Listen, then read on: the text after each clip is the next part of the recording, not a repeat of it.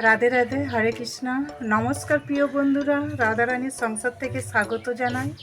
আজকে আমি বানাবো খইয়ের দই বড়া। তবে এই ভিডিওটা প্রথম থেকে শেষ পর্যন্ত দেখতে থাকুন আমি কিভাবে বানাবো। আর এখানে আমি কি কি উপকরণ নিয়ে এসেছি দেখুন। আমি খই, আমাদেরই দেশি ধানের খইয়ে এইটা খই বানিয়েছি। দেখুন কত সুন্দর সাদা আর একদম হালকা। তবে আমি খইটাতে এখন একটু জল দিয়ে দেবো। আর এইখানে চাটনির তরে আমি ধনে পাতা নিয়ে এসেছি। আর এইটা আমি যে টক দইয়ের বড়া করব, এই টক দইটা নিয়ে এসেছি। তবে এখন আমি খইয়ের মধ্যে একটু জল দিয়ে দেবো। আমি চাটনির তরে ধনে পাতাটা এইখানে সাইজ করে নেবো। তবে ডাঁটাগুলোকে বেশি নেওয়া যাবে না, এইরকম পাতা সাইজেরই একটু ধনে পাতাটা। আমাদেরই চাষের ধনে পাতা, একদম টাটকা, বাগান থেকে আমাদের ক্যামেরাম্যান তুলে নিয়ে এসছে। এখানে আমার ধনে পাতাটা সাইজ হয়ে গেছে। আর তবে খইটা আমি ভিজিয়ে রেখেছিলাম। দেখুন এইভাবে আমি ভালো করে নিগড়ে নেব, যাতে না রসটা উঠে। তবে মিক্সিতে দিয়ে দিচ্ছি। তবে এখন আমি মিক্সিতে এটা বেটে নেব। এখানে দেখুন, এখানে কত সুন্দর যে মিক্সি করে নিচ্ছি, একদম ক্ষীরের মতন হয়ে গেছে। জল দেওয়া বলে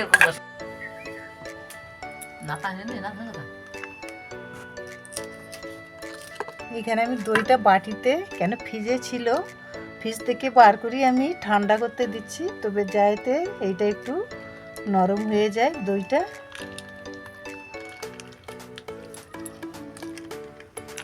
এখানে কড়াতে তেলটা দিয়ে দিচ্ছি। তবে মিক্সিতে আমি বাটা কোনো ফাটছি না, ওতে পুরো একদম ফেটেই আছে। তবে আমি দিয়ে দেবো কড়ার মধ্যে।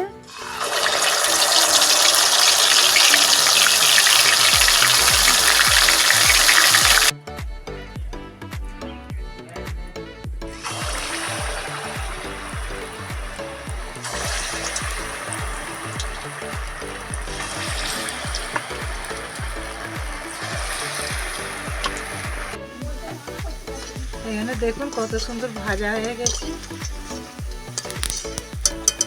আমি তুলে নেব।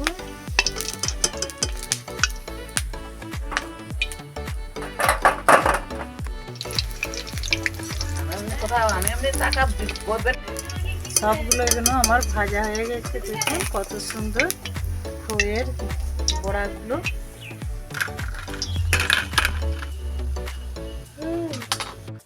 এখানে দেখুন কত সুন্দর ভাজা হয়ে গেছে। আর দেখতেই পাচ্ছেন একদম মজমজ করছে এগুলো সব। তবে একটা আমি চেলা করেই দেখাবো। দেখুন এখানে এত সুন্দর নরম, আর ভিতরে কত সুন্দর নরম হয়ে গেছে। তবে আমার সব বড়াগুলো ভাজা হয়ে গেছে। আমি এবার নিয়ে নিব দই। আমি দইয়ের মধ্যে দিয়ে দেবো এটা চিনি গুঁড়ো দিয়ে দিচ্ছি আমি 2 চামচ। দিয়ে আমি ভালো করে দইটাকে ফাটতে থাকবো।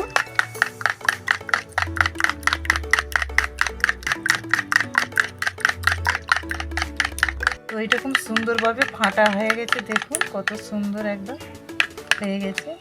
দিয়ে দেবো আমি একটু লবণ দইয়ের মধ্যে। তবে এটা বিট লবণ হলেও খুব সুন্দর লাগবে।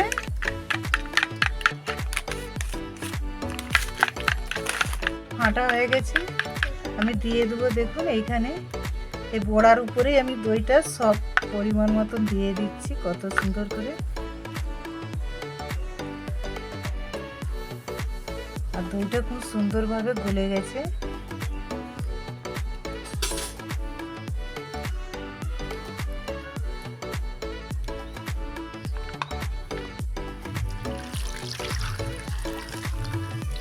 তবে খইটা 5 মিনিট ভিজুক, তারপর আমি মিক্সিতে এই খইটা বাটবো।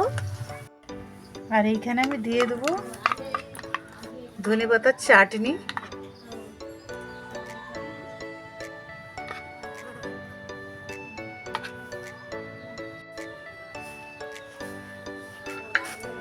এখানে দেখছেন কত সুন্দর দইটা দিতে কিন্তু বড়াগুলো সব নরম হয়ে গেছে। দেখুন আমি একটা কেটে দেখাচ্ছি, একদম খুব সুন্দরভাবে গলে গেছে আর একদম নরম তুলতুলো করছে। এইভাবে আজকে এই খইয়ের যে বড়াটা করেছি, তবে এইখানে যে খইয়ের বড়াটা হয়েছে টক বড়া, তবে এইখানে এই টক বড়াটা যত গরম আসছে আপনারা পারলে এই দই বড়া করে খেতে পারেন টক দিয়ে। তবে আমি এই টক বড়াটা যদি ভালো লাগে লাইক কমেন্ট শেয়ার করবেন। হরে কৃষ্ণ।